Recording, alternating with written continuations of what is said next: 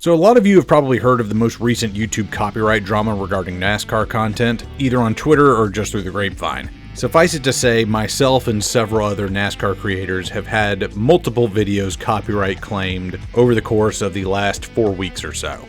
These were not newer videos, some of these were 4 or 5 years old.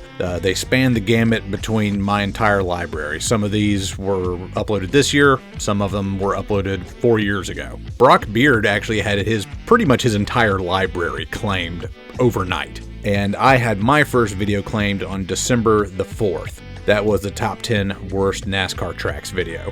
There were 2 different claims at 2 different sections, and I didn't know what was going on, so I trimmed those out. There is a feature on YouTube that if something gets copyright claimed, you can just trim that out and just delete it from the video. And that way you can still be monetized, still get your paycheck, and that copyright claim is effectively dropped.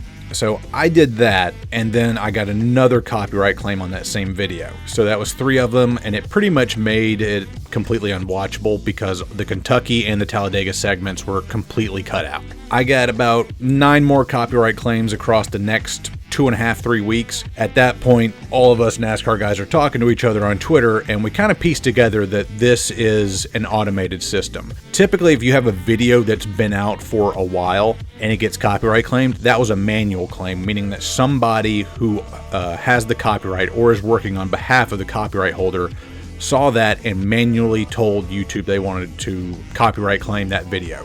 But as we piece this together, we find out that this is automated. The videos that are being claimed, it's obviously from a database. It'll say the name 2004-01 Daytona. So that's 2004 Race 1 Daytona. That's the Daytona 500 from 2004. And they all had similar database names. And I'm pretty sure this is not NASCAR's fault because I had 3 copyright claims on Christmas Eve and Christmas Day, like at 11 a.m. and 4 p.m. And I highly doubt NASCAR has some intern sitting in an office up in headquarters on Christmas Day just copyright claiming videos. I don't think that's happening. So as we sort of like pieced it together, it wasn't just NASCAR either. I had a copyright claim from the NFL. And it was on the NASCAR Dam of Legitimacy video. Had 3 different copyright claims that all came back to back to back within like 10 minutes of each other. So I dispute those, and like literally 16 hours later they were dropped. Brock Beard eventually had all of his claims dropped. Then it comes out from a guy by the name of Tim Clark, who's with the NASCAR Media Group. He says this on Reddit and on Twitter. This is not NASCAR shutting people down. This is a new YouTube content ID bot going around. And it also has something to do with NASCAR Classics. If you don't know what NASCAR Classics is, basically NASCAR has uploaded their entire race library to NASCARclassics.com and their new NASCAR Classics YouTube channel. And you can pretty much watch every race that was ever televised for free at any time. No subscription needed, don't have to pay any fees. It's not like, oh, we have a certain number of them up at any given time. No, it's all of them. And so when NASCAR Classics goes live, well, now all of their stuff's in the Content ID system. Typically speaking, the Content ID bots will pick stuff up during upload. Now YouTube has rolled out something where they're going through people's libraries, going through older videos of the last, 5, 6, 7, 8, 9 years, and just automatically finding Content ID matches in your older videos using NASCAR Classics dataset. And of course, YouTube in their infinite wisdom have decided to roll this out during the holidays when NASCAR and the NFL have a lot of their media people on holiday break. I've since disputed all my claims. I'm not trimming anything out anymore, but now I have to wait until January 2nd. It's December 30th as I'm recording this, and none of my disputes have been dropped yet because all the NASCAR media people are on 2 weeks vacation, for Christmas and New Year's, which, they're allowed to do that. Good for them. I'm glad they get 2 weeks off and they can go do whatever. I think everybody should have 2 weeks vacation during this time. But, I'm sitting here waiting for these claims to be dropped. Brock Beard had all of his dropped. There's a number of other people that have had theirs dropped as well. This is just a Content ID bot that's news getting rolled out, that's just roaming around, and it's unfortunately YouTube did this at like the worst possible time. But it seems like YouTube kind of learned their lesson, because by the time all this drama made the rounds on Twitter and people started adding Team YouTube, in the last 5 days to a week there have been no new claims. So it seems like YouTube has decided to pump the brakes and stop doing what they're doing with the content ID bots, or at least wait until the new year.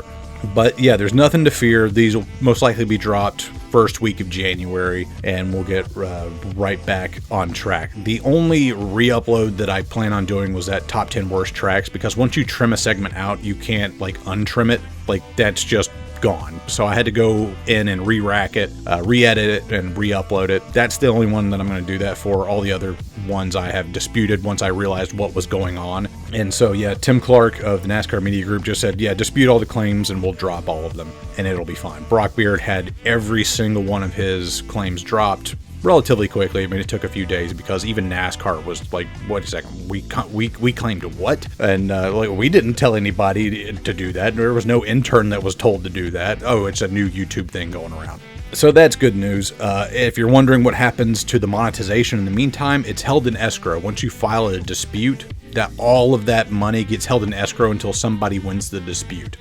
Right now, I think NASCAR Media Group's probably going to be in a bit of a backlog. And even then, that's not that big of a deal, because if 30 days goes by without them dropping the claim, then I automatically win it. You know, the person who disputes it automatically wins if the claimant doesn't do anything in 30 days.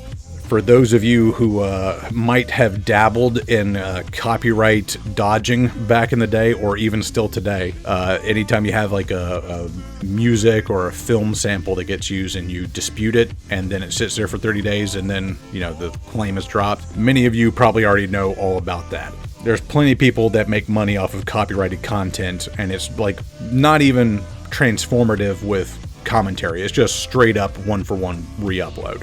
So that's how people make money with that. So I can see why YouTube's trying to crack down on it, because that does open them up for litigation, potentially. There's a lot of legal gray area for them, where with the different DMCA safe harbor provisions, because they're just a platform, not a publisher, and all that. People can explain that way better than I can. But suffice it to say, too long didn't read version. This is not NASCAR's fault. It's a new YouTube bot going around, and now that NASCAR Classics is alive, it has a new data set, and the bots are going out there using that data set and trying to find matches. Typically, it'll be stuff in the 2000s that gets copyright claimed. Stuff from the 90s is a little bit too fuzzy, not very high definition, so it's very hard for the bots to content ID that. So if you upload a bunch of retro stuff, you're not going to get bopped or anything.